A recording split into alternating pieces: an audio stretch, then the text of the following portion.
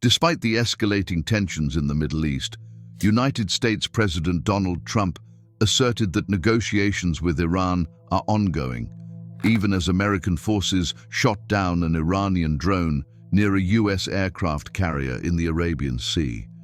The U.S. took down an Iranian drone that they claim was flying too close to their carrier and was threatening their safety. So, for their self-defense, they had to shoot down the drone.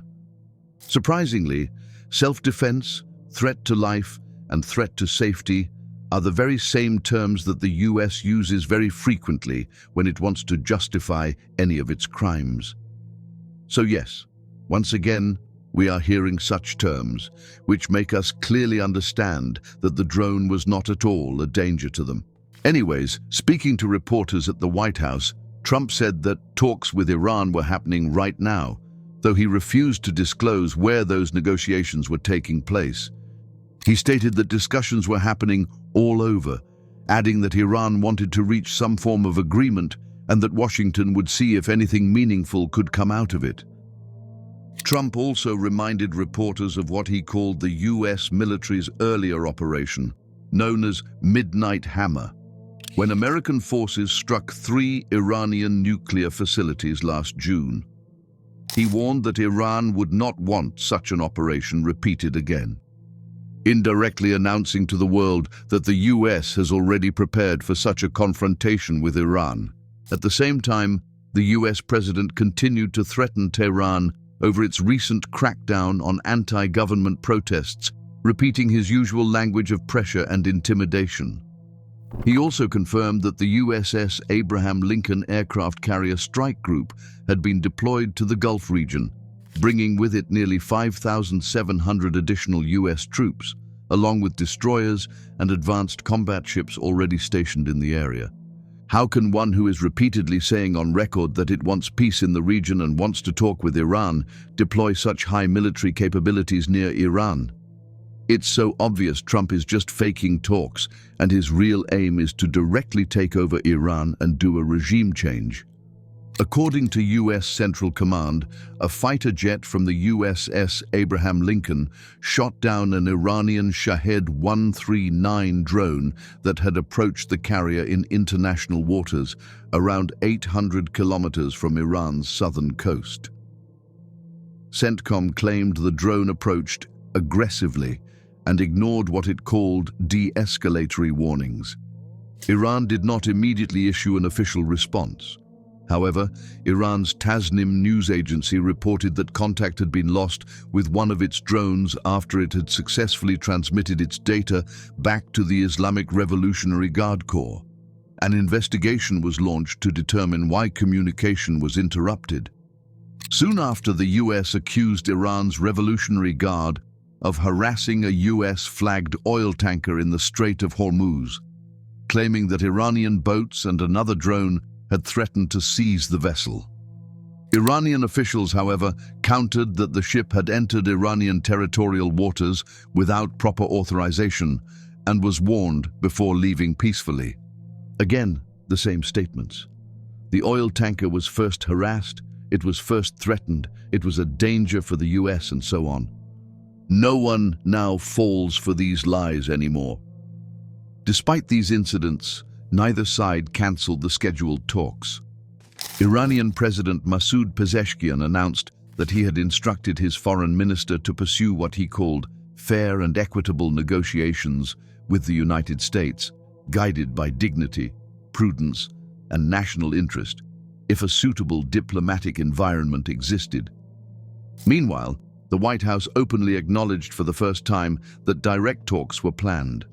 White House Press Secretary Caroline Leavitt stated that Trump's special envoy, Steve Witkoff, would hold discussions with Iranian officials later in the week, likely in Turkey.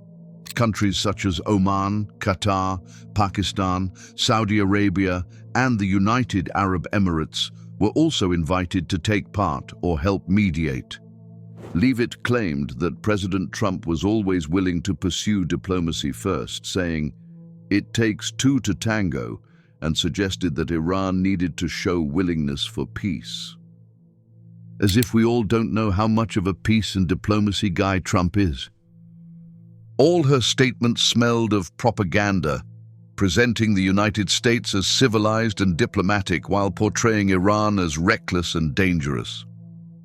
According to this narrative, Washington is the reasonable peacemaker, while Tehran is framed as the barbaric troublemaker who wants war. Let us examine in detail all of the actions and statements from the US that clarify their true intentions. First, it was the United States that became excited when protests erupted inside Iran.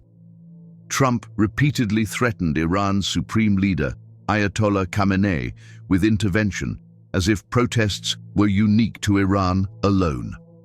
This comes at a time when the United States itself is facing violent demonstrations and internal unrest across several cities.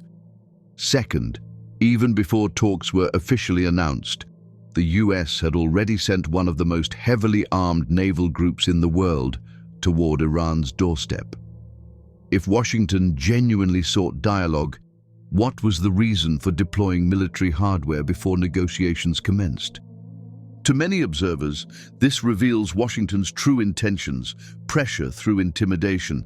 The truth is that the US is not interested in genuine compromise, but rather in forcing Iran into humiliating conditions it knows Tehran will reject. That rejection could then be used as justification for further sanctions, military intervention, or even invasion. In other words, diplomacy may simply be a stage, while real preparations continue backstage. The most ironic twist in this episode is the drone itself. Although the Iranian drone was eventually shot down, reports indicate that it had already completed its mission. It had successfully transmitted critical surveillance data back to Iranian command before being destroyed. In that sense, Iran had the last laugh. While Washington celebrated the shootdown as a show of strength, Tehran quietly gained intelligence about US naval movements and defenses. The drone was sacrificed, but its mission was fulfilled. As regional powers like Qatar, Oman, and Turkey scramble to prevent escalation, the world watches a familiar pattern repeat itself: diplomacy in words, confrontation in actions. Whether these talks will lead to real de-escalation or merely serve as a cover for further aggression remains uncertain. But one thing is clear: when military forces and warships arrive before diplomats, it is hard to believe that peace is the true objective. And when a drone is shot down after completing its mission, the battle is not just in the skies, it is in the narrative of who truly wants war and who is being pushed toward it.